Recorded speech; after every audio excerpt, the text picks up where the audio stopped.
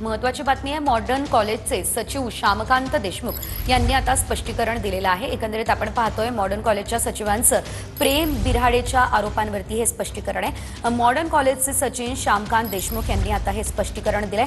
प्रेम बिऱ्हाडेची नोकरी गेलेली नाही असं श्यामकांत देशमुख म्हणाले।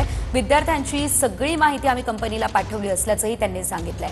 विद्यार्थ्याला कुणीही जात विचारलेली नाही, जात विचारली असल्यास जो दोषी असेल त्याच्यावरती कारवाई केली जाणार आहे असंही त्यांनी सांगितलेलं आहे। पुण्यातील मॉडर्न कॉलेजवरती जातीय भेदभावाचे तरुणाकडून गंभीर आरोप झालेले होते।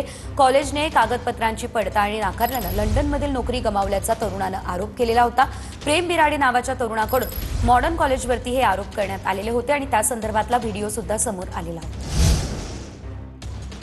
या आरोपांमध्ये कोणतेही तथ्य नाही हे मी पहिल्यांदा आपल्याला आवर्जून आणि मुद्दामून सांगतोय। जी कंपनी आहे त्या कंपनीने म्हणजे पर्सनल रेफरन्स सोल्युशन्स नावाच्या कंपनीने हे थर्ड पार्टी व्हेरिफिकेशन एम्प्लॉईचं जी करते ती UK बेस्ड कंपनी आहे। त्या कंपनीने ज्यावेळेस आम्हाला मेल पाठवला त्यामध्ये कुठलीही डेडलाईन दिलेली नव्हती हे मी पुन्हा एकदा अधोरेखित करतो। त्यांनी लवकरात लवकर याबाबत आम्हाला व्हेरिफिकेशन करून द्यावं असं